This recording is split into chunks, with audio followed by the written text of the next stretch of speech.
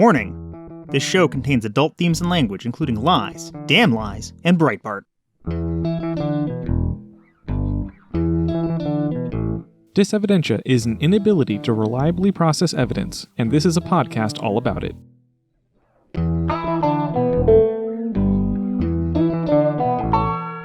This episode was released on January 17th, 2022, and we are discussing Dysevidentia because it is clear millions of Sean Hannity fans are suffering from it. I am Mako. And I am Sqeaky. We discuss logic and evidence because we're cynical like that. You can support us by becoming a patron at patreon.com/Dysevidentia. If you spent all your money creating a truth-seeking news company, you can still like, subscribe, and leave a review to help us out. If you have a paper you have written or small business to plug, let us know. Today, we are going to discuss misinformation and how it gets used as a source. Warning. This show contains adult themes and language, including lies, damn lies, and statistics. Lies, damn lies, and the Gateway Pundit. Including lies, damn lies, and Fox News. Including lies, damn lies, and copious background noise that makes it hard to hear. So, I know we had errors last episode. I edited it and couldn't fix everything. But the only time we got any disagreement at all from anyone was someone trying to claim that video games did cause aggression, which I guess we didn't even claim, but was also kind of refuted by that big meta study we used. Yeah, the subtle difference between aggression and violence. Aggression is nebulous, easy to reach. Yeah, like I can be aggressive with some hard eye contact. You can't hear it, listeners, but we both tried it on each other, and it doesn't work. We're too basement dweller-y. Yeah, so aggression can come in many forms, and it's a really big umbrella term. Violence is much more specific. It implies bodily harm. Yeah, but even then, he made bad points. Yeah. I refuted him and promised I'd read his source, and then it turned out his source was the source we used, but he just clearly only read the abstract and moved on. Yeah. Yeah, so the source eviscerated his standpoint. Just as you add rigor, if you do a longitudinal study, aggression drops away. That's where you follow people over time instead of just, a brief study window that might be a couple weeks. For clarity, how much time? Usually years. Mm-hmm. The longitudinal study in the thing, I think, followed them 18 months, and that was enough time to make the effect go away. That seems to be on the lower end of these kinds of studies, but yeah. Yeah, there are longitudinal studies that last decades. Yeah. But this is also just video games. The stakes aren't exactly high, even from the people claiming the strongest effects. The flash drive. Mm-hmm. So that was the only person to reach out to us on social media claiming we got anything wrong. We should probably clarify and add some adjustments to those rules because I don't want people to start demanding 1 trillion flash drives from 1 million episodes ago. So how about we put a 30-day or 2-episode limit on this? Yeah, seems reasonable to me. Hit us up for our last 2 episodes or 30 days, and we'll just try to be reasonable about it. And again, we've corrected ourselves. Look back at, any of our episodes where we insert things and tell you what we did wrong. That's about half of them. And if you do want to reach out, there's a bunch of ways you can do that.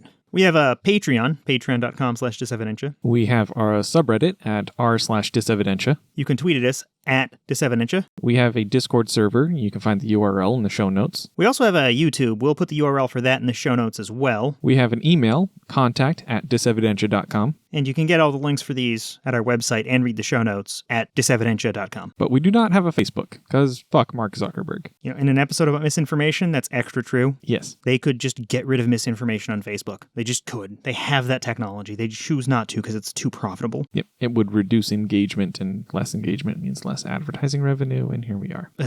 Yay, engagement. COVID misinformation is good for the bottom dollar. Capitalism can monetize anything. Just about, yeah. Okay, let's discuss COVID. Capitalism can even monetize bathwater. Good job, Belle Delphine. Now I gotta cite that shit. I'm not putting a link in there. You can fucking Google it. Find your own bathwater. Okay. I wouldn't. Yeah, no, I don't think she's selling bathwater anymore. Let's just move on. Anymore. Mako, they're banning gaming computers. What? Like they didn't a few episodes ago? This is different. They're locking up gamers to work in the crypto mines. I'm pretty sure that is not how any of this works. But that's what it says on proudamericannews.wordpress.com.ru/porn dialer/barely_legal/alqaida.pdf. I really, really need you to say that again and listen to yourself carefully while you do. Oh, okay. proudamericannews.wordpress.com.ru/porn-dialer. I see. And I know you can still get great custom gaming computers from a reliable source, ABK Kustomz. What's ABK Kustomz? They are knowledgeable experts that can help you get the computer you need. Be sure to use code EVIDENCE to get a 10% discount. That sounds great. How can I reach them? Just go to www.5z8.info/NSFW_J3A5GP_like-A-Rose-for-Hyphen-On-Camera. Google says ABK Kustomz.com. ABKCustoms.com. Yeah, that probably works too. COVID seems really relevant to the topic of misinformation. Yeah, there's quite a bit of COVID misinformation out there, yes. Do we want to just stick to some real information to get started? Just keep people up to date on this thing that's killing? Do the regular COVID updates, yes. Okay. I added a source that indicates that the CDC guidance may be too short. It turns out in Taiwan, they're sticking to a longer-term quarantine period, and a lot of places are. Yeah. There's a mix of reasons for it. Following the official line, the CDC is saying that if you have a positive test, quarantine for 5 days until you have no symptoms, or you have to have no symptoms for 5 days, and then you're safe to go out with a mask. And I think part of that is there's a lot of people who won't listen to any guidance at all. Yeah. Or who won't listen to the 10 or 14-day guidance, and they might be able to get them to listen to the 5-day guidance. Like, I don't sit in and listen on meetings, but that was my first thought when I heard this guidance as well. It feels like they're just trying to make these things approachable to more people to get whatever effect they can get and not alienate the people even further than they already have, which I kind of get it, but that's really, really shitty. Yeah, I don't like it at all either, because the numbers do say that the vast majority of people are fine after no symptoms in 5 days, but 10% of people with something as virulent as Omicron is one person slips through and infects 20 or something. Yeah, it's ridiculous. Potentially still disastrous. If you're trying to reach out to those middle ground people, I don't know. I haven't seen those people. I see people on the extremes, the extreme right and extreme left. Yeah. Well, okay, so maybe I should cite this, blah. But I did, during the course of research, I didn't think it was particularly relevant to this, and maybe it is, but The Atlantic had an article about how there are two different camps forming that are pro-vax. They are vax and done, or vax and cautious. And the idea behind vax and done is that these people feel that they've done enough to be conscientious and safeguard people, and like doing more than that is just, it's too much. It's not going to make a strong enough impact. And so, I mean, they're keeping up to date on their boosters, but they're not going to do anything more than that. Ah, yes, I'm wearing my seatbelt. I can ignore all the red lights. Something like that.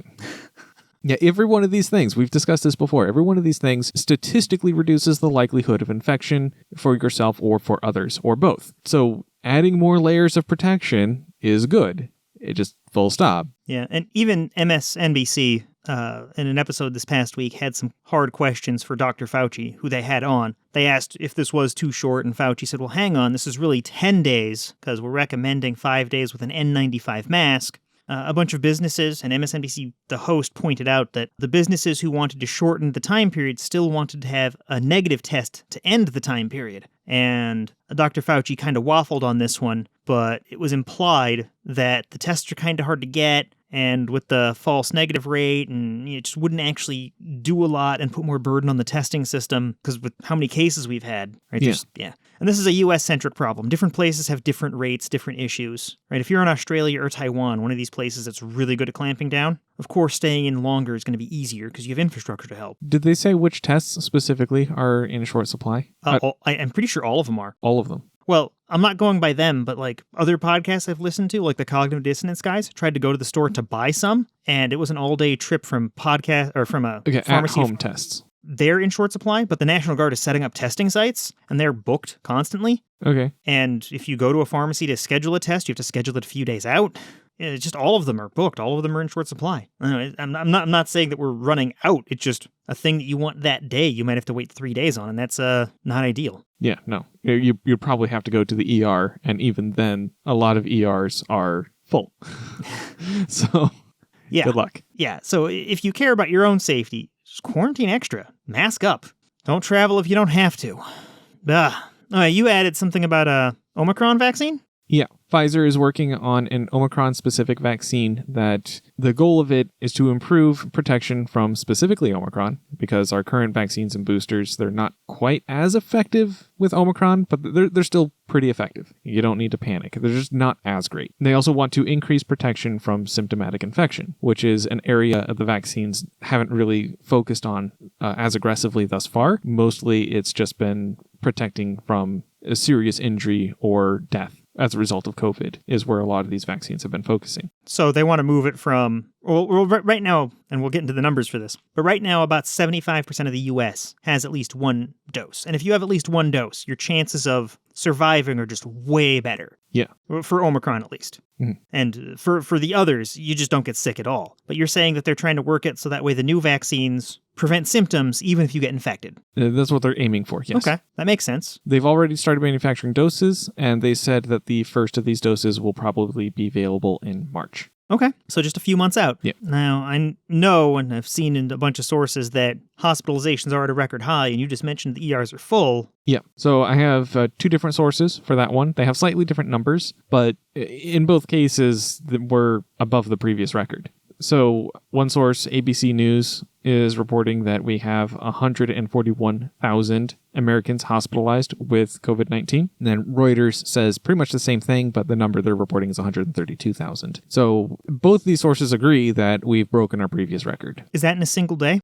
Simultaneously, at the same time, not in a single day. Okay, so all the people with cases right now. Okay. Yeah, and that is people hospitalized with COVID-19. That is not people hospitalized because of COVID-19. That is So if little Timmy broke his arm but had... Again, they went into the hospital and they tested him. Turns out he had COVID-19. He would be included in this statistic. But this is still relevant because this is the same statistic that was used before. And so either way, even if you want to try to spin this and to say that it's not as relevant, well, it's equally not as relevant the last time. We're still breaking new record numbers.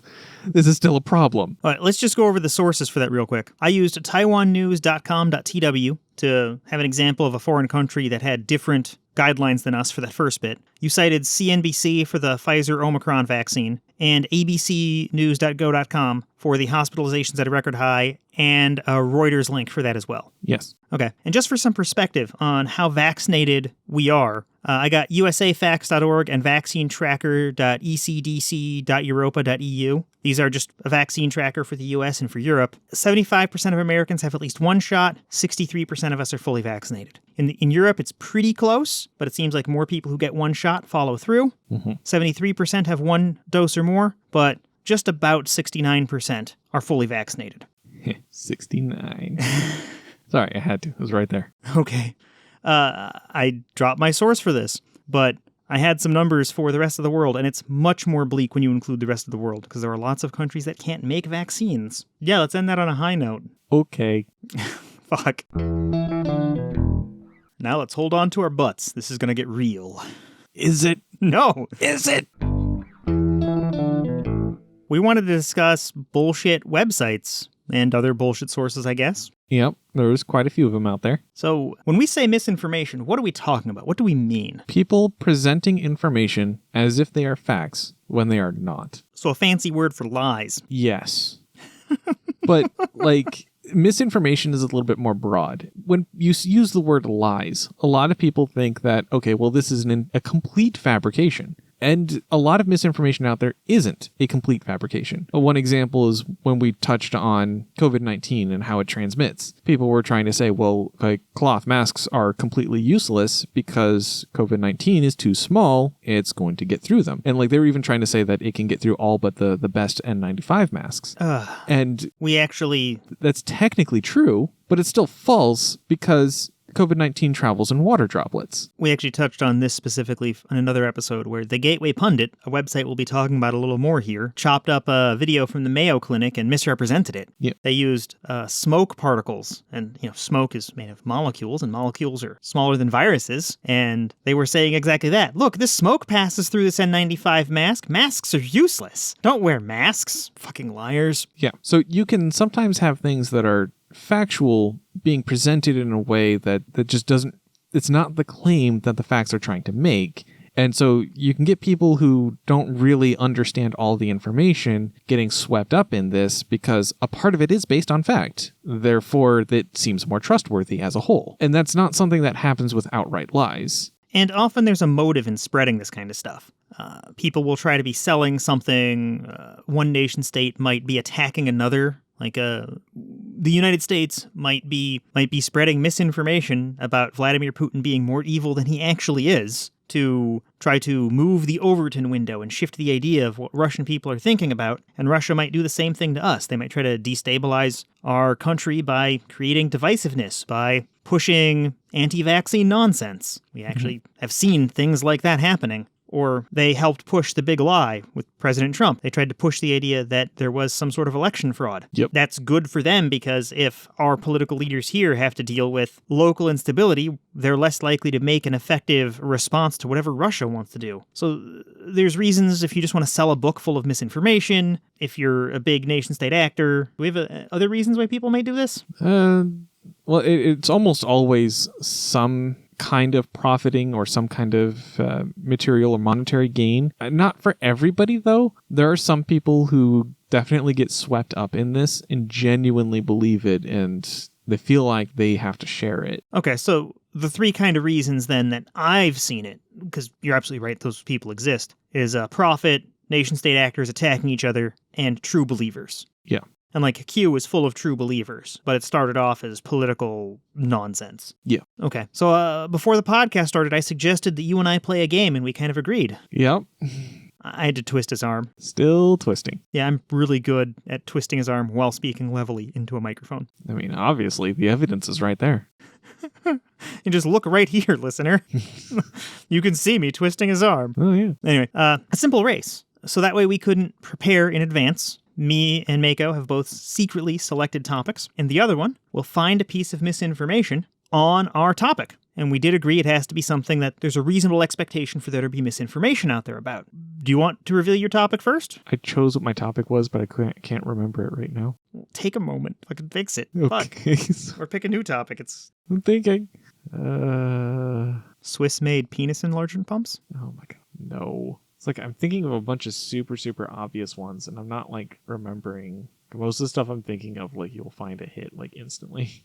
I think that's how it's going to be for misinformation. Well, you were saying earlier that you, on your test drive, it wasn't until your 7th link. Yeah, but still on the first page of results. Yeah. What I'm saying is the things that I'm thinking of is mostly going to be number the first one? result. Well, you can lay it out there. I don't think mine's going to be super amazing either. We don't have to game it too hard. We want to go for a big obvious one. I was going to say birds aren't real. Oh, jeez. You want me to find birds aren't real? Okay, I would like you to find a source that claims vaccines cause autism. Are you ready? Okay, I'm at the new page. I'm at a new page. Okay. All right, 3, 2, 1, go. Okay. Are birds real? Ornithology.com. This is legitimate information. Birds aren't real. Birds are real. Are birds real? Birds aren't. There you go. Birdsaren'treal.com. I believe it took me 15 seconds to... Is that right? 15 seconds? I don't know. I'll get the time in there. I feel like I'm getting a bunch of personalized results. What'd you get? On the first page, I couldn't find anything that was misinformation. Really? For vaccines causing autism? Yeah. Try DuckDuckGo. Yeah, that's exactly what I'm doing. Okay. But yeah, you gave me an easy one. I did. And I'm not sure if it's even a real conspiracy theory. I don't know who believes this. Romper.com. There's one. That is, what is it? 1, 2, 3, 4, 5, 6, 7. The 7th link on the first page. Romper.com. And it's an article titled, "Here's all the evidence that proves vaccines cause autism." Fuck. Okay, so we each found misinformation in less than 2 minutes. Hold on. The headline is damning, but I don't know if they're actually making the claim, so let me confirm that. Okay. Okay, yeah, no, it's just a clickbaity thing. They're not actually claiming vaccines cause autism. Onward. All right, I'll jump in and help.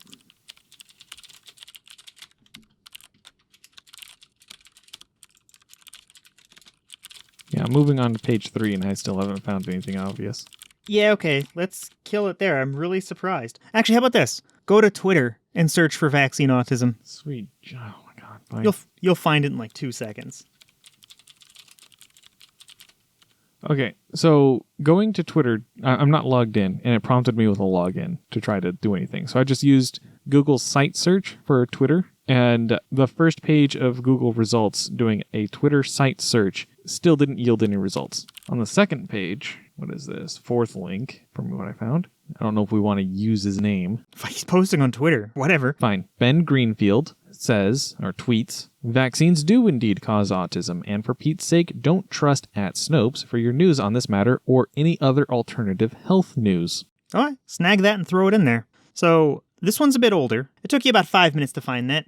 It seems that the internet has done a pretty good job cleaning up the vaccine causing autism myth. That was started by this doctor, a guy named Wakefield, who published a bullshit article a few decades ago, or bullshit paper, that claimed this link existed. And he was crusading. He was a true believer. He was very, very wrong. And lots of other scientists researched this and rebutted him. And then, after that, popular media picked up the original guy, and lots of people made these claims. And it was all over the place even just a year ago. So I guess this is getting harder to see. If we'd have gone with COVID, it would have been super easy to find shit. Yeah. Sorry I made it too obscure. No, I mean, at the surface of it, it seems like the type of thing that'd be pretty easy to find. I'm a little bit surprised it took me that long as well. Expected maybe a minute, but not 5. I've gotten, in the past 2 or 3 days, misinformation on ivermectin and vaccines, misinformation on politics stuff. So many people are claiming that Biden is senile. If you're following Alex Jones, everyone's going to die pretty much every day. Yeah, it's all doom and gloom and him selling you something to either make it go away or make it better somehow. But he'll claim everyone's going to die because the globalists are going to kill you. Mm-hmm. And the globalist is this great keyword for people who are evidence-driven. We're meant to believe it's, global corporations are taking over, but for people who are racist, it's a keyword for Jewish people. For people who are way deep down the rabbit hole, they think lizard people are literal aliens or something. Yeah. Globalist means all of this. And when the globalists come to kill everyone and you're living in a bunker, use your Alex Jones branded iodine so you don't become iodine deficient. And filter your water to filter out all the nerve gases and anthrax with your Alex Jones branded water filter. Yep. He is a proper fucking doomer. This is fucking stupid. Ugh. But this is where we're at. It's okay. We're just speaking the language conservatives understand. Yeah.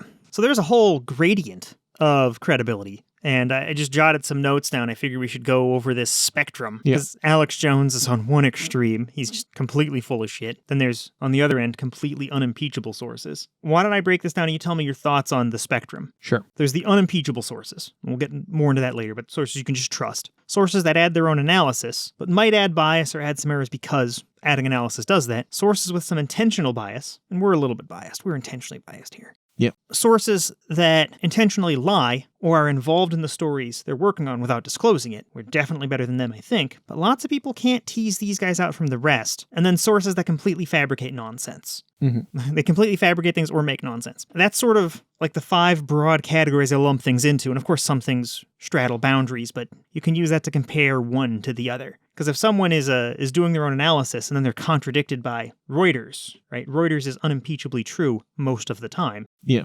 Usually there's some error in the initial information gathering if Reuters says something that turns out to not be true. And it's often an understandable mistake, and they'll issue retractions as necessary. Reuters and AP News tries to be as close to just stating raw fact as we can reasonably get. Yeah. I also think in this category of unimpeachable sources is well-duplicated scientific studies. Mm-hmm. So one study isn't necessarily great. I mean, they're like movies. Sometimes they just suck. Yeah, of course. But most scientific studies are pretty good.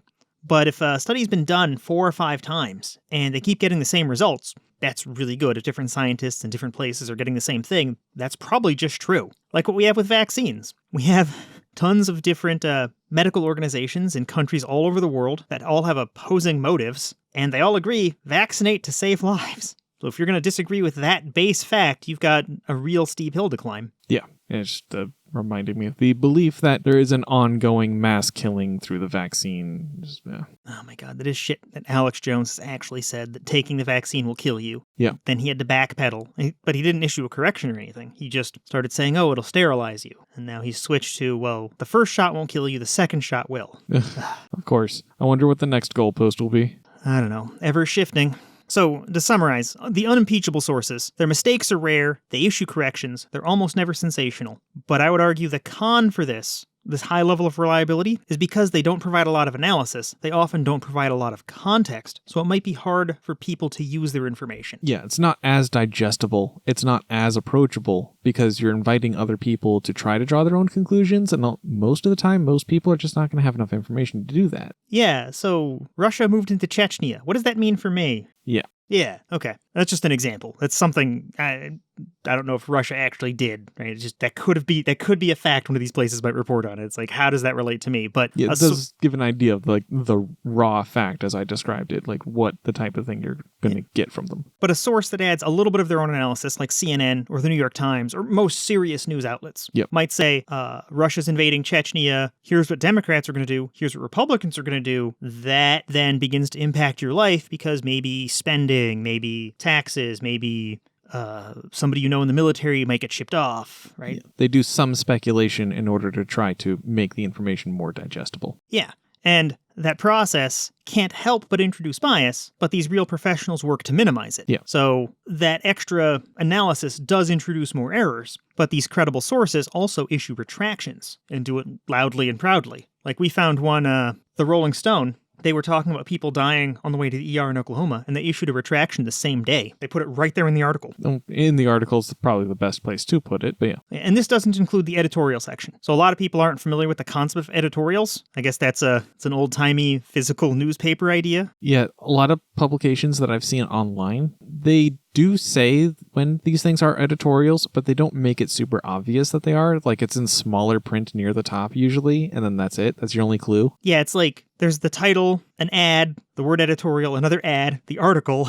Yeah, it can be difficult unless you're consciously asking yourself, okay, is this an editorial? Is this fact-based? And even then, like for me, most of the time I don't think to ask that question until I'm halfway through the article and I'm like, wait a minute, these are some crazy claims. Yeah, the editorials move it down one or two more categories on this scale we've made. There are sources with intentional bias. That's the next rung down. We have intentional bias. I think our opinion is reality has a liberal bias. Yes.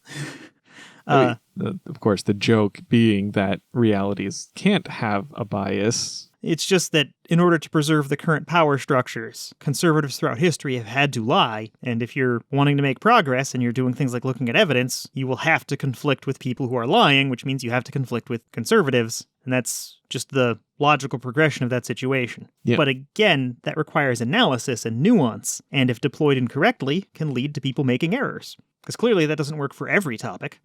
Like, I wouldn't try to use that logic for a detailed tax law. Probably wouldn't work there. But I think it works great on vaccines, COVID misinformation.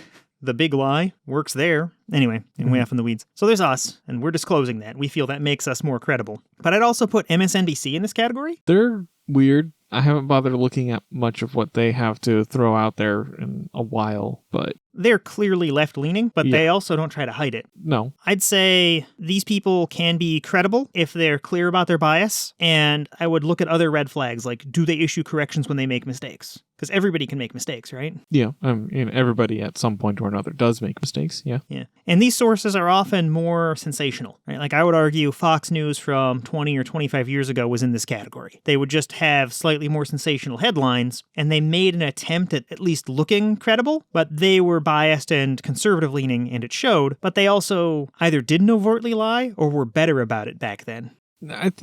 If I had to guess, I don't know, I haven't researched this in detail, but if I had to guess, I think they've been getting more and more sensational as time goes on. Yeah. They've been trying to see exactly how much engagement, and they're constantly trying to push that limit to maximize the engagement of what they think they can get away with. I think I would agree with you. But a point we bring up about Fox News and when we're pointing out intentional lies, they're all newer. The oldest intentional lie I'm aware of is like 8 or 9 years old. They faked some photos in a war zone and they added extra plumes of smoke. They didn't do that 20 years ago, as near as I can tell, but they've done it several times recently. Yeah. All right, so to wrap that one up, places with intentional bias. Mistakes are going to be not rare. They're going to happen slightly more often because there's more analysis, and bias might introduce errors. If they're reliable, they'll issue corrections, but not all of them do. And there's more sensationalism at this level. So I think we're doing good there. We're not very sensational, are we? I hope not.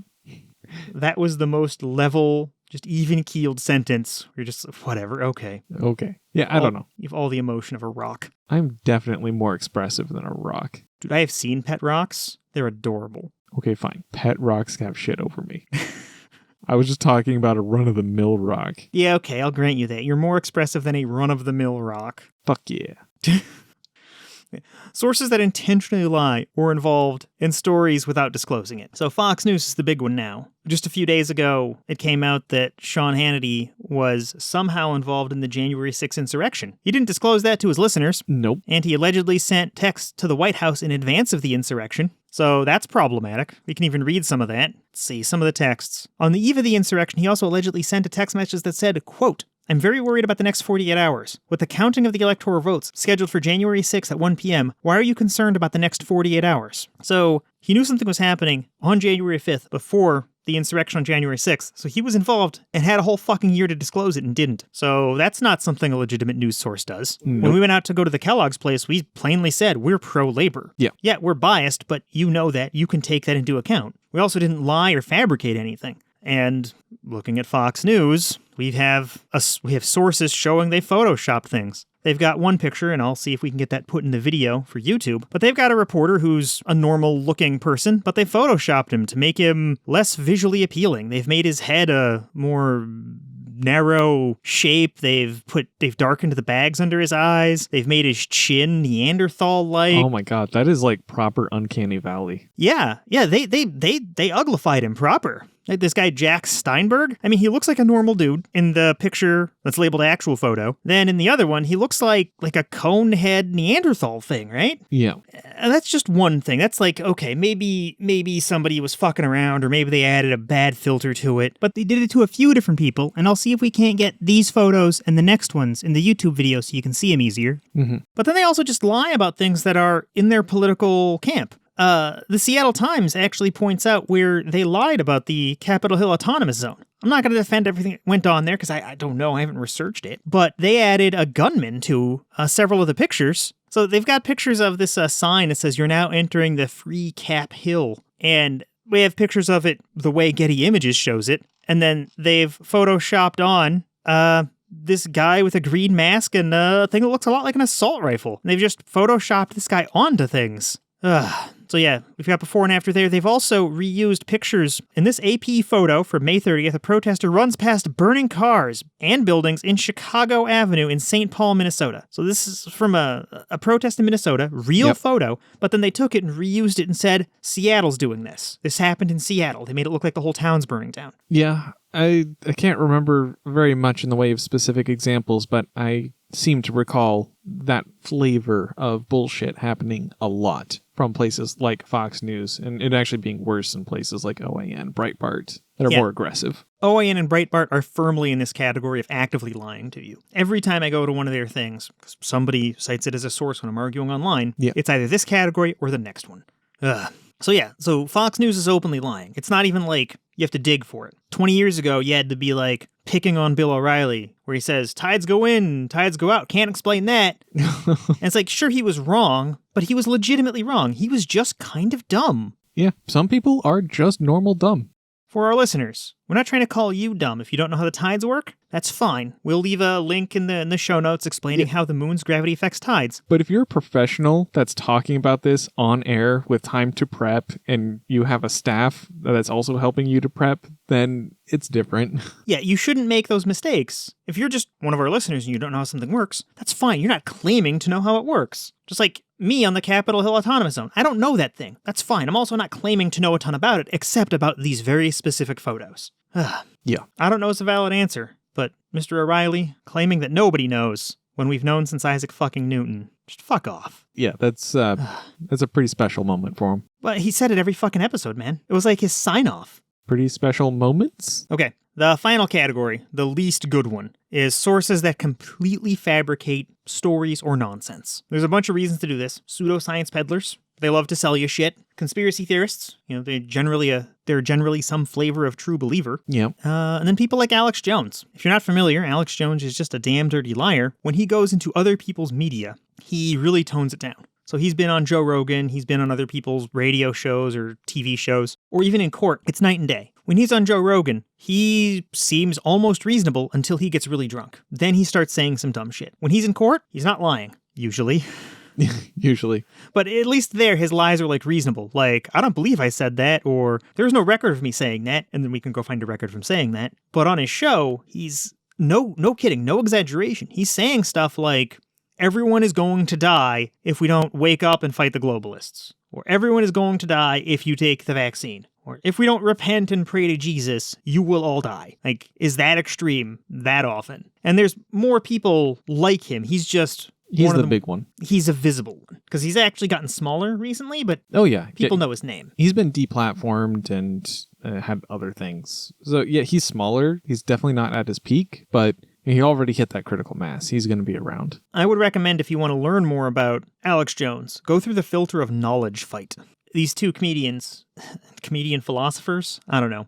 They're two very intelligent people who watch whole Alex Jones episodes, pull out clips, and then discuss why he's wrong. They go into sources where he doesn't. They show how he claims to be news, and he does take news from other outlets. And we do too. That's okay. That's fine. That makes sense to do. But at least we read the articles. We educate ourselves the slightest bit. He takes the headlines and begins fabricating nonsense.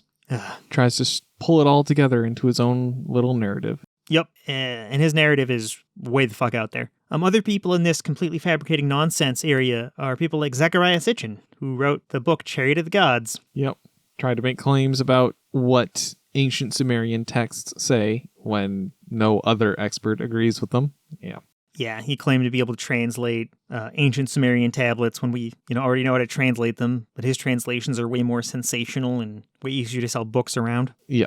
And the book selling was, in my opinion, the obvious goal there. Oh yeah, I totally agree. Now, we discussed that more in episode 21, Anunnaki and Ancient Aliens, so I'll leave a link for that one in the show notes. Yeah. I'll leave a link to knowledgefight.com, but it's probably better to get that podcast wherever you're listening to this podcast.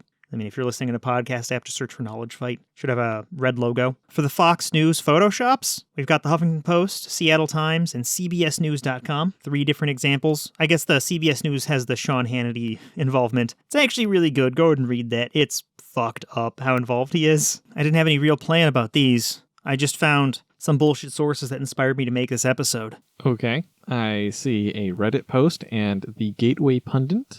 Yeah. The day after the last episode, somebody tried to link the Gateway Pundit claiming Biden was laughing at people dying, and they gave me this bullshit link to the Gateway Pundit. And just looking at it, at first I was like, the Gateway Pundit, why do I remember that name? What is this? And then it's got this video where Biden's photoshopped to look like very plastic surgeried, and it just starts talking about Biden was laughing at people, and they took like little excerpts of a Christmas speech and restitched it together to make shit up. The Gateway Pundit's thoroughly in this either fabricating nonsense or overtly lying category. I don't know. We'll leave a link to this, but it's just what inspired this episode. I don't even know how to dig into it at this point. Okay. A monitor went out. Your monitor went out. Is Fox News that bad? Did Fox News say that your monitor was working correctly and then it stopped? No, not quite. Maybe Fox News was saying that the monitor cable was secure. Oh, goodness. You gotta stop the illegal immigrants from crossing the HDMI cable. Maybe we apply this. Well, why don't we look at it and see how we might tease out that this is fake news. Gateway Pundit. We report the truth and leave Russia collusion fairy tale to the conspiracy media. Wow, that's pretty on the nose. Ha ha ha. Biden laughs when confronted on Kamala Harris's claims he didn't see Delta or Omicron coming. So they've got a video. I watched it like a week ago. Literally everyone saw more variants coming. Sure. They just jumped to the most humiliating point in this ABC News thing. They skipped the first 6 minutes of the video. Yeah, it is a little bit awkward, like his response, how it does initially say nobody saw it coming. Like, I guess depending on how you want to interpret that, he could say that nobody saw like another variant like Omicron being as infectious as it is, causing new record highs. Because a lot of people, when Alpha was still going through the nation, a lot of people felt that that was kind of the peak, because even if we were to get more variants down the line, we would have more techniques and mechanisms in order to fight the virus. And we do. But the virus is also getting more virulent. yeah. And a lot of people, when alpha was dominant, didn't expect the virus to have the opportunity to get this virulent. Yeah, it's clear to me that that's just a mistake in the moment or picking a thing out of context. This is exactly what the Gateway Pundit did with that Mayo Clinic video last time we looked at him. They took a video out of context and just ran with it. Yeah, not only that, but like loaded language near the top. They say, quote, Biden short-circuited for a few seconds before awkwardly laughing. So they're trying to call him a robot and accuse him of being awkward. To give Gateway Pundit the benefit of the doubt here, I don't think they're literally calling him a robot, but yeah, I see what you're saying. Some people will infer that. Well, with everything else they're trying to say here, come on. So, but yeah, they say literally everyone saw more variants coming. And yeah, we did. Everyone expected it to mutate at some point. But yeah, that is what it sounds like on the face of it in his first comment. But in his clarification, that is in the video they provide, there's more context there. A big thing Gateway Pundit does is operate on attention deficit. They expect you to watch just enough to get what you're looking for and then move on. Yeah, all of these kinds of websites depend on attention deficit. And the Gateway Pundit is actually one of the better assembled versions of these fake news websites. They've been around a little while. They've been around 3 or 4 years at least. And it doesn't have obvious errors in the coding of the website. A lot of these web pages are either stock WordPress templates or they have pictures overlapping each other, text running off into pictures. They don't look good on mobile. So at least this is I'm not going to say well laid out, but at least it doesn't have obvious errors or visual artifacts or something. It does do the thing where there's a bunch of comments at the bottom and they're all extremely right wing. So that's kind of a... Yeah, I closed the tab before I even bothered looking at the comments at the bottom. Biden, the demented corpse, is cackling like Kamala. 4 upvotes. Wow. They have something about American gulag. Yeah, again, you're right. Just the very loaded language. And this doesn't feel like a misinformation site if you weren't expecting it to be one. And if you already are lined up with hating on the Democrats, this almost seems plausible. Yeah, you just give a pass to all of the big red flags. Yeah, so I assembled a list of possible red flags. We could check off what some of these do and don't hit. Sure. Anyway, I started by going out and Googling how other people do it, but I found 2 sources, theconversation.com and turnitin.com. Turnitin looks like a resource for teachers. Mm-hmm. And The Conversation, general purpose information. I only read this one article and skimmed around to make sure it wasn't complete bullshit, because they weren't making hard factual claims. They're like, here's mechanisms and methods you can use. You can duplicate this on your own. And both suggested checking to see if a thing evokes anger or disgust. Is it looking for an emotional reaction? Yes. So yeah, if you really hate Joe Biden, him laughing about the virus would evoke disgust. Well, even if you don't hate Joe Biden, most people are going to be insulted by their elected leader laughing at the deaths of those under him. That's a good point, yeah. That is a violation of the social contract of being a leader. Blah. On sites or on sources that evoke anger and disgust, Hank Green, a science communicator from SciShow on YouTube, and he has the Crash Course series where you can learn about history and science and stuff.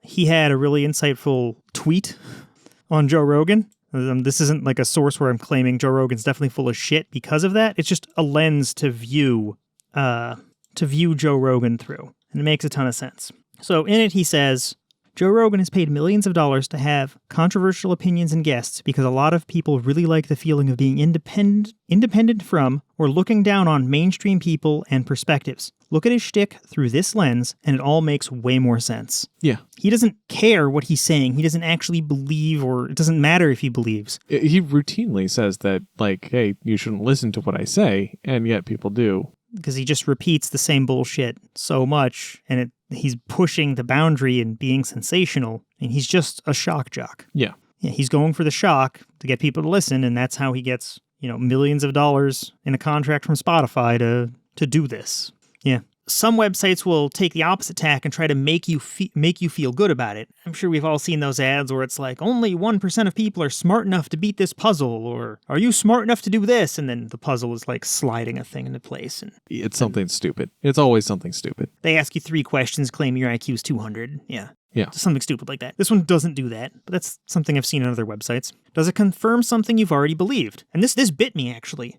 Researching the episode for the video game thing, right? I had to step back and make sure I wasn't doing it wrong, and even put some sources out in front of our Discord. And one of our Discord listeners corrected me on a bunch of stuff. So it's really easy to fall into the trap of, I think this is true. So yeah. It's kind of like a I don't know what the best word for it is, but it's like an optimization for information processing. Like, to turn over every single stone is something that is outside the reach of most people. So we rely on certain things in order to take shortcuts. Yeah, if you think you've already learned a thing, you don't question it. You don't question it as much. Absolutely. Yeah. So I would argue that for people who are hyper-conservative or hyper-right-leaning, this article hits that. Yeah. It confirms things they think it confirms things I already believe. All right, so does the article or does the source involve things that are too good to be true? This doesn't seem to claim anything that's good. No, but this does happen for other misinformation, particularly around COVID. We've had a lot of people claiming you could cure COVID with olive oil and rosemary or whatever nonsense. Or ivermectin, or what was the one before ivermectin? Hydrochloroquine. Right. Okay.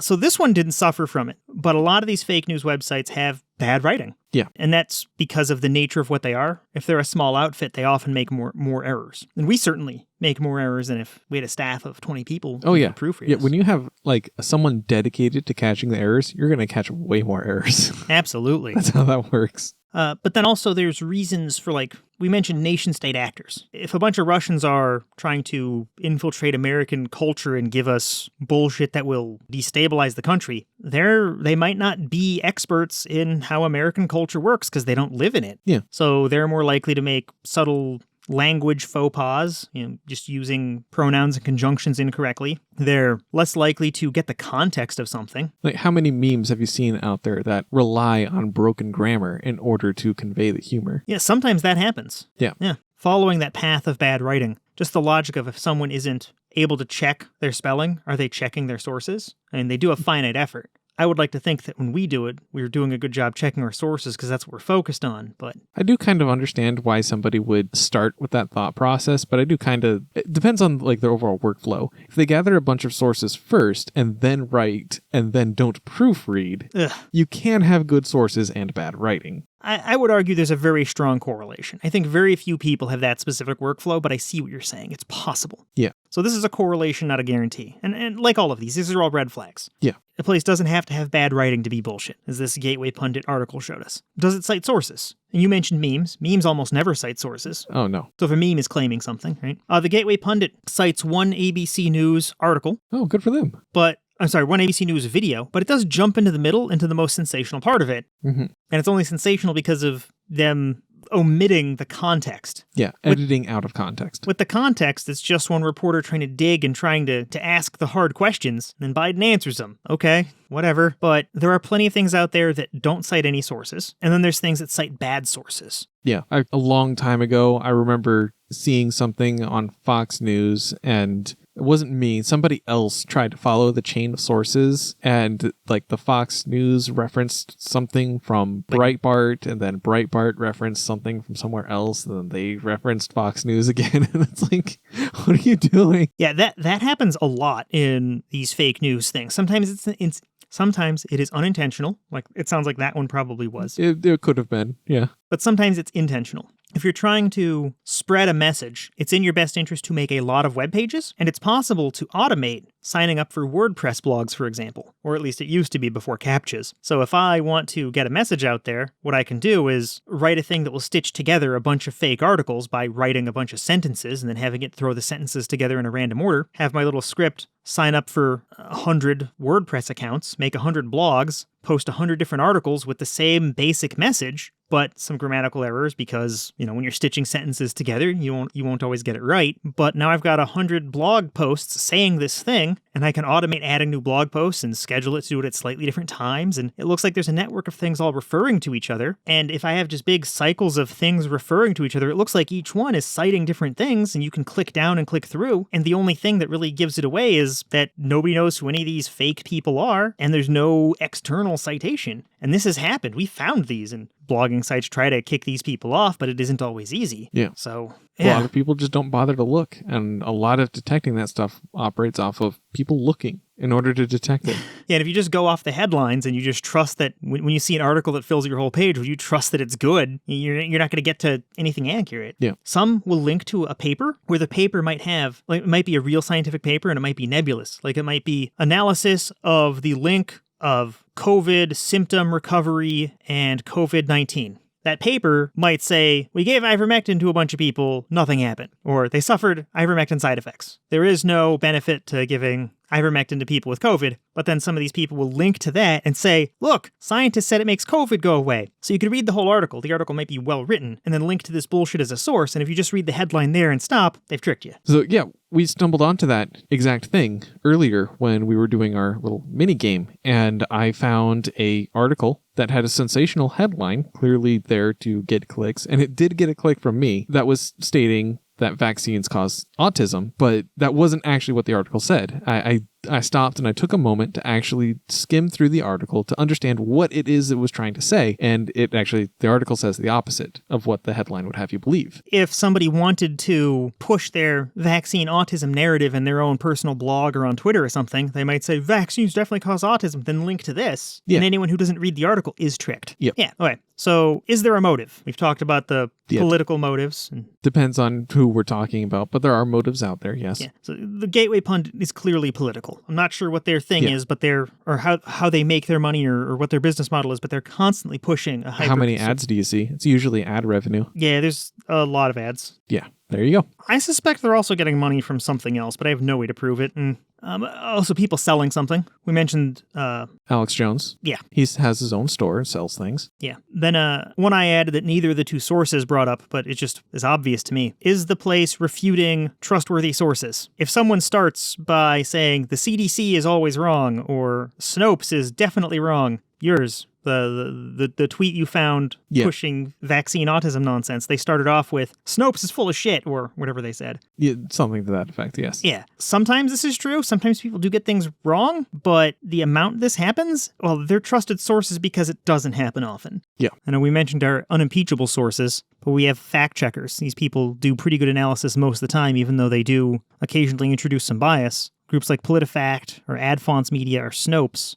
I guess actually PolitiFact and Snopes are used differently, aren't they? A little bit. Yeah, they'll make claims about what is true and what isn't, but then AdFonts Media has a bias chart where you can look up and see how biased a source is so you can take that into account. Yeah. So if your possible source starts by refuting the mainstream, it had better come with good evidence. It had better be citing papers, like scientific papers that say what it says, or citing journalists actually revealing scoops, or citing papers that definitely prove what they're claiming, not just yelling about it. Like I've said before, extraordinary claims require extraordinary evidence. Yeah, and a lot of people don't know how to evaluate evidence or want a narrative to be true, and then they elevate evidence that agrees with their preconceived notions and ignore or devalue evidence that disagrees. Yeah. And it's not even necessarily a bad place to be. If you've already vetted all the information coming into you, then you should be refuted, or you should be hard to convince out of that position. Like right now, if somebody tried to explain to me that 2 + 2 was 5, even if I was wrong and it's not 4, I've learned it's 4 so many times and tested it for myself so many times that it would take a lot of evidence to convince me. Yeah, you would have to start getting to the point where you're questioning, what do numbers mean? In order to start breaking that down. Okay, that wasn't a great example. And that's really tough. Well, if someone wanted to prove to me that ivermectin did help with COVID, it's possible. Somebody could convince me. But it would take pretty much a reversal of all the scientific papers we've seen so far. A whole bunch of scientists would have to come out and say, oh, I fucked up my paper, here's new papers. Or the revealing of some caveat that was missed in some way. Maybe there's... Turns out it doesn't work in white people. Holy crap. That's a lot of racist studies. Yeah, white people are very common in the places where these studies all happened. Yeah. It's a bunch of white... Oh, God. Not trying to get super racist here. But yeah, things like that. Some caveat. Like, because I don't think we really Right. looked into a breakdown by race in these studies, have we? Let me try to pull back a little bit on the race. Sure. Okay, so a lot of times people investigating things do it on like a college campus when they're doing this type of scientific analysis, and they get weird people. It's an acronym: white, industrialized, educated, rich, and from a developed nation. And that's just on the world scale, right? That doesn't mean that they're individually rich. It just means they're from something like the middle class. Because if let's say you're at UNO, the University of Nebraska at Omaha, and you're studying something, you're going to walk outside and be like, I'm going to give $5 to every student who participates in this study now. And you're going to get people from Omaha, Nebraska, which is 90% white. And then you're going to get just the ones at the UNO campus, just that were there that day. And it's like 97% white people there. So you're going to get a bunch of white people. And you might see that the one black guy got better from when you gave him ivermectin, but that's not enough to be a statistical sample. Yeah. And boom, you've been fooled, and you didn't intentionally deploy racism. So, yeah, if there's a caveat like that, that would be one way that you could not necessarily invalidate the other information, but you're establishing more context for the other information. Yeah, and that could, shortcutting all that. Yeah. You could change my mind about ivermectin helping with COVID if you brought sufficient evidence or sufficient context or sufficient explanations, and that's one hypothetical one. But that just isn't how most people arguing against big mainstream sources do it. No, they're just like, oh, that person lied, or oh, this is fake news, or they're leaning on confirmation bias in other people pretty hard. Yeah, like what we're doing with Fox News, we're not just saying Fox News is liars, we're saying Fox News is liars, and here's photos proving it. This is where they lied. Yeah, we're showing specific lies, and we'll have that in our sources. And Zechariah Sitchin, we have an episode about his lies. Anyway, the last thing on the checklist is whether or not you can corroborate the information. Right? Can you go and take that claim to Google or DuckDuckGo, and can you find other things that say that? Yeah. Like in this example, if with the COVID ivermectin thing, can you Google it and go see what's going on? Or it's back to Gateway Pundit. Can you take the headline, ha ha ha, Biden laughs when confronted on Kamala Harris claims he didn't see Delta coming? If you take that, go to Google, and you find the whole video, and you realize it's been taken out of context, or you can't find anything about it, maybe the Gateway Pundit's full of shit. Let's do it. Oh, great. We got almost the exact same article from US.com. We are here in the nation's capital tonight. Oh, they didn't jump to the middle of the episode. They jumped they start at the beginning, so they're less good at it than the other people are. But literally the exact same headline. Wow. That makes me wonder if they're somehow monetarily associated with one another. Informed USA Today. Exact same headline. Wow. freedomrockradio.co. Exact same headline. This is uncanny. Why do all these places have the exact same headline for these different things? It is if I had to guess, it's because it's a web ring that was specifically constructed to give the appearance of legitimacy. That's entirely possible. Like I described earlier with the WordPress thing, except instead of using a blogging service, it wouldn't be hard to automate this. No, it wouldn't. This is literally the exact same title. These are pretty low effort articles. Yeah, daddyofincome.com. Okay, I'll include all these sources, but they all use exactly the same Biden pic, where they've run him through filters, make him look like he's got tons of plastic surgery. They all link to the exact same video from this tweet. The articles themselves are all very similar in structure. They're not all exactly the same, but they're very similar. Yeah, this is ridiculous. There's no way these weren't, even if they weren't written by the same person, there's no way they're not copying and pasting from each other. This is ridiculous. So, okay, how do we determine the difference between corroboration and copy pasting? Well, because that is really important here. That is from our perspective anyway, it is a subtle distinction. You kind of have to establish some kind of connection between the different sources. Well, when I Google things like how effective the vaccine is, I see that as corroboration, because often the different places I go will cite different information, right? Some will cite the CDC, some will cite the European version of the CDC or the NIH, the group from the UK. Some will cite either independent companies that ran experiments or independent schools that ran experiments. And there's lots of different sources saying the vaccine worked the same way. All of these guys go to the exact same video and make the exact same claim. With the exact same headline. Yeah. So that much copy pasta, that's why I was saying that they're almost certainly. Yeah, I wouldn't expect exact copy pastes if it were confirmation. I would expect people wanting to try to stand out and make their own editorial difference. Let's go ahead and do a search for that. I'm just going to search for vaccine effectiveness. I'm going to click on the news tab, and we're going to get tons of different headlines. Unrelated vaccines could also help reduce burden of COVID-19. Study shows declining effectiveness of some very specific vaccine. Pfizer, Omicron, COVID-19 vaccine human trials. Yeah, and if I take any of these, let me take this one article. It says COVID-19 vaccines are safe and effective for children, 3 CDC study says. I'm going to take that. I'm going to drop that in a search engine, and I'm not going to get articles that have the exact same title. Yeah, I've got 3 studies say COVID vaccines are safe and effective in kids. Just different title, doing different things. It's clearly got a different author, but they're still citing the CDC. But then the CDC is also citing 3 different studies. It's like, yeah, it's a subtle distinction, but how do we discuss this distinction more clearly? I don't know. I don't know if we want to go like super deep diving into all of this, but I mean, the quick, easy way in this particular case is the amount of copy pasta, as you already established. Yeah, that was kind of ridiculous. Okay. That is one big tell for that type of stuff. Or, like, it's not always necessarily copy pasta. It could be use of very specific language that might seem a little out of place. Like if we're discussing illegal immigrants and they keep saying, some specific racial slur, or they keep calling them all, or they keep referring to MS-13 or something. Yeah. Trying to say specific things about them. Yeah. So if that kind of language keeps on happening over and over in the same way, I mean, there is something to be said for things that kind of just catch on and become somewhat cultural within a particular subgroup, but not always. Like, I'll absolutely believe that Let's Go Brandon is popular from a lot of different people, even though it's the exact same words, but it's because I've seen it in different contexts, I've seen different videos, I've seen clearly different people saying it, so clearly there is some Let's Go Brandon sentiment in the populace. Yeah. Like, just being right-leaning doesn't automatically make it copy pasta. There's real people who really hate Joe Biden out there, and the Let's Go Brandon meme shows that. And am I effectively using your point? I don't know if I'm effectively leaning into that. I'm actually not familiar with the Let's Go Brandon thing. Really? Yeah. Wow. Okay. You're 1 in 10,000 today. Congratulations. A news reporter or a sports correspondent was at I think a NASCAR race or something like that.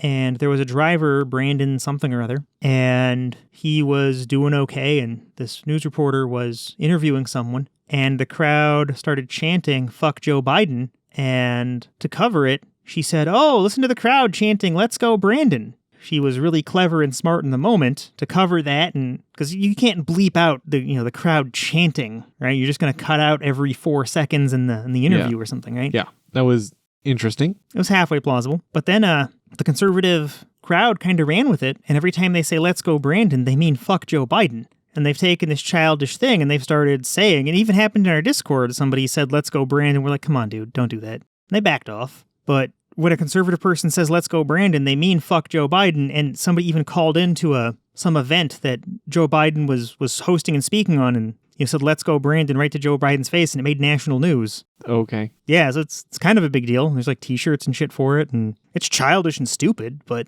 it's real. It's what we have to deal with. I don't know. It sounds like more conservative, childish behavior. There's no shortage of that. No, there isn't. But yeah, I guess, that is one example of a common recurring language, but that's a cultural one. That's like a proper cultural one. So that's the type of thing that you might expect in a number of conservative places, but trying to think of something that's a bit more specific. What about a ton of news articles recently using the word bizarre? Bizarre. Have you seen that? I don't know. I think maybe something a little more specific. Well, it's still not great, but I remember when womp womp was first used. That's a great one. Yeah. And yeah, there was a bunch of news articles that kept on using womp womp, and every single one of them had a conservative slant. Well, it's because Melania started it, right? No. Somebody was like, "Doesn't that mean little kids are going to die?" And she was just like, "Womp womp." Now, that was a talk show host on one of the Fox and Friends, I think. I'm not entirely sure. Yeah. They started it, I think. But either way, that's more dumb, childish, conservative bullshit. But yeah, a bunch of places ran with it. And I mean, even that, I would argue, is still as shitty as it is. It's still cultural. So it's still not the best example. I will agree that is real American culture, saying womp womp when you hear that, other people are suffering. Yeah. Womp womp. Where did that sound effect even come from? Was that like a sad trombone? What the fuck is that? No, from what I remember, it's just person outright said womp womp. It wasn't even a sound effect. Yeah, but they're making fun of the sound effect. I guess, maybe? I don't know. Doesn't make any sense otherwise if there's no pre-existing It content. doesn't make any sense, period. I'll see if I can find a more original womp womp sound effect without political baggage. Good luck. But yeah, like I'm trying to think of more specific examples, but I just can't really think of one.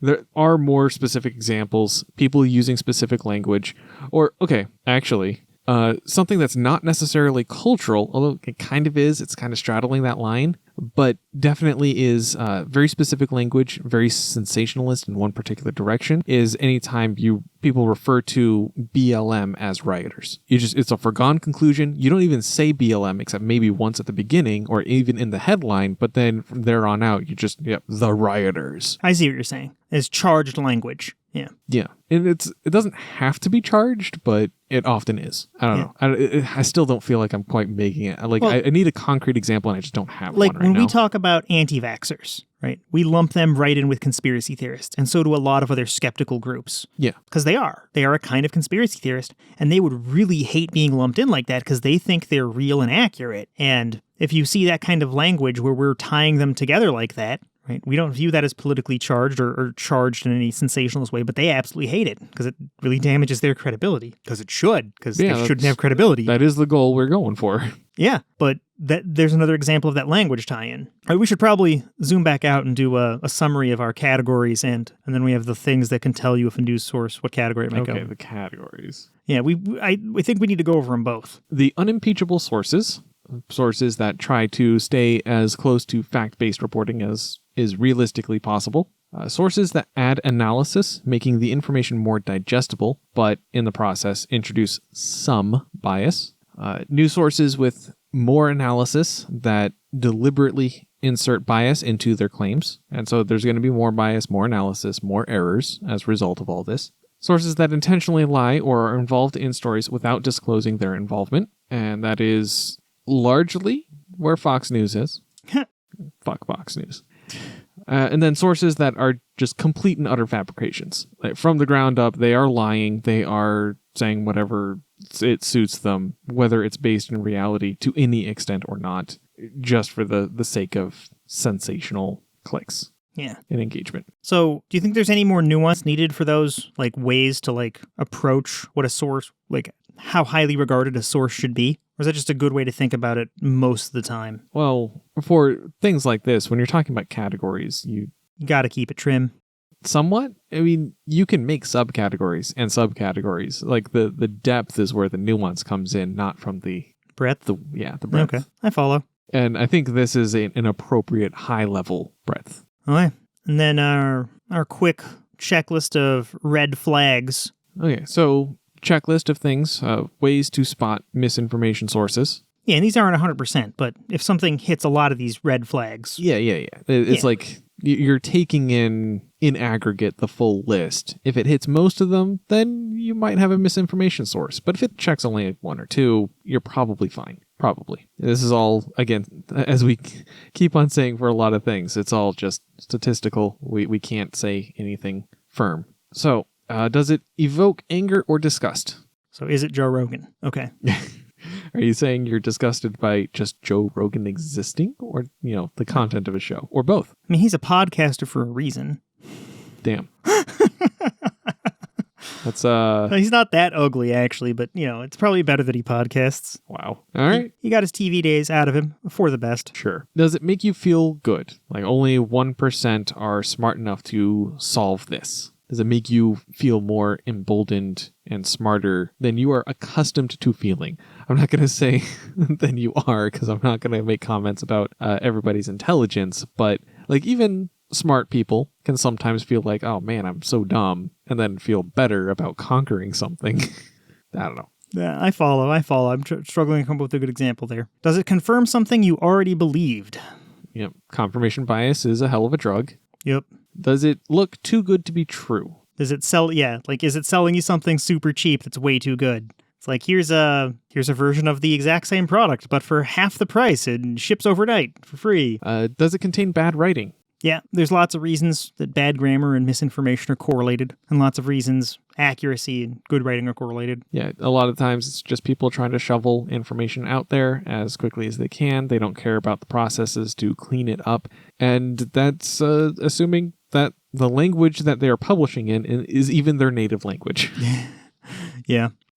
Does it cite sources? Some sites do, and they do a good job of it. Some don't at all, and some will cite sources and then make contrary claims relying on headlines or other bullshit. Is the information your source giving you reliable or unreliable? Like, if it's just a meme, right, it doesn't cost anything to make a meme, that's a lot less reliable than a peer-reviewed scientific paper. Yeah. Did your Uncle Jim, who always sends you conspiracy theories, send you this on Facebook? Memes are not valid sources, people. Conspiracy theorists are not valid sources. Both of these are super important to say. Yeah. And that's how I got corrected on our Discord when I cited a meme that I mostly agreed with without checking it first. Yeah. Okay. Is there a motive? Yeah, is somebody selling something? Is there some political motive? Some monetary gain, even if it's just ad revenue? Is there a reason for somebody to be doing the thing that they're doing that might force bias on their part that an honest actor wouldn't want? Yeah. Do they refute trustworthy sources? Yeah, like if they're disagreeing with the CDC, PolitiFact, Snopes, lots of scientific papers, right? You got to question that. They need really good evidence to overcome that. Mm-hmm.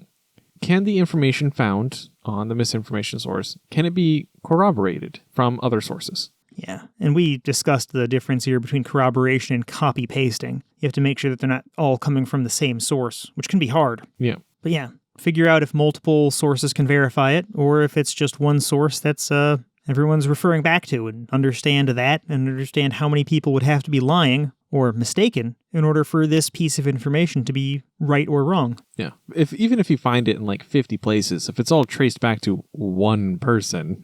Yeah, it's like the vaccine and autism thing was a few years ago. It all came back to the Wakefield paper, which was retracted. Yeah. Tons of people were saying it, and books were saying it, but it was just him. Well, that's kind of a high point to end it on, that the vaccine autism thing is largely off the internet. Yeah, it was surprising to both of us. It took us more than 5 minutes to find something. Yeah, that was really good. I like it. Yep. So I see you have a source that says the CDC guidance may be too short. What are your thoughts? That's your source. Oh, that one's mine? I didn't put it there. Okay. Oh, yeah, okay. Sorry, let me start this again. Thanks to Keldar for video and graphics work, and thanks to AlphaWolf294 for transcription.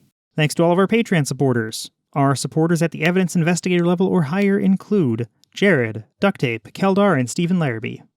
Thanks for listening, and don't forget to like, subscribe, leave a review, or tell a friend. If you aren't sure where to do those things, we have a subreddit, r/Dysevidentia. You can tweet at us, at Dysevidentia. You can chat with us on our Discord server, or you can watch our videos on our YouTube. You can email us at contact@dysevidentia.com, support us financially at patreon.com/Dysevidentia, and read the show notes, transcripts, and listen on Dysevidentia.com. Copyright 2021, BlackTopp Studios Inc. Intro music was Slow by PitX, used with permission. We should probably thank Shady URL. Shady URL is something special.